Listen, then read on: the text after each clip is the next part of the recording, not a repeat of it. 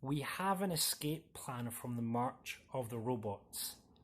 Interpreters worldwide and in every individual country are going to come together and demand protection of title so that only the right people can become interpreters, and so that you have to use interpreters in certain areas.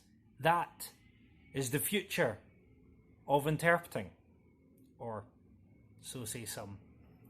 I'm Dr. Jonathan Downey, and this is Inside Interpreting. There are few more controversial topics in interpreting than the idea that interpreting should be a legally protected profession like doctors and lawyers. And it sounds good on paper, and I understand perfectly the impetus behind it. No one wants to have their profession challenged by people coming in and charging rubbish rates. No one wants to have their profession challenged by people calling themselves a title that they don't deserve. No one wants unqualified people to do interpreting that could risk lives. And so from that point of view, legal protection makes a whole lot of sense. And perhaps there's some merit in the idea that interpreting should be protected, that interpreting should be a title that people look up to, that being an interpreter should be as important, no matter where you interpret, as being a lawyer or a judge or a policeman or a police officer. There's a dark side to legal protection, however. And I say this advisedly.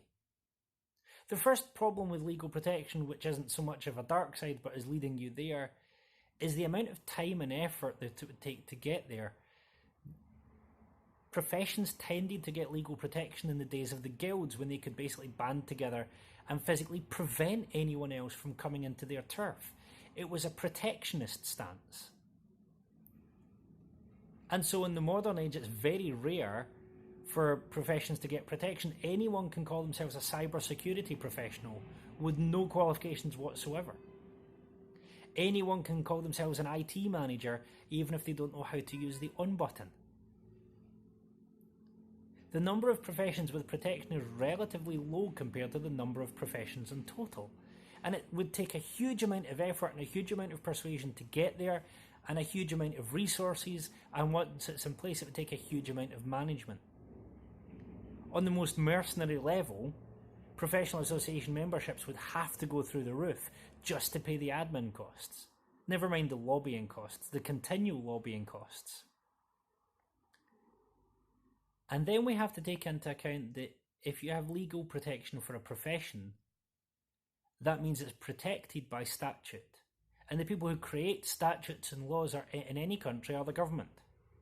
Now, I'm a fan of good government. I really believe that we should respect our leaders and they do an important job. And we should look up to them because none of us have their responsibilities. But who's in the best place really to protect interpreting? Interpreters and their associations who see interpreting day in, day out, understand the concerns, understand the problems, know what a good client looks like, know what a bad client looks like, understand the reason why rate flexibility is so important. Or government officials who day in and day out see administration and paperwork and lobbying. To have legal protection of title for interpreters would mean handing over the future of interpreting to government officials. It may be that a benevolent government would do a wonderful job and would look after them. But the problem with legal protection of title is it would be an open door for governments to independently set and fix rates, set and fix conditions, set and fix entry requirements. Oh, I have no doubt that they would listen to the profession. But I also have no doubt that they would not ever give the profession everything it asks for. That's what governments do. I don't think that legal protection of title for interpreters is the panacea that everyone says it is. In fact, it may be a risk in itself. It's something to consider.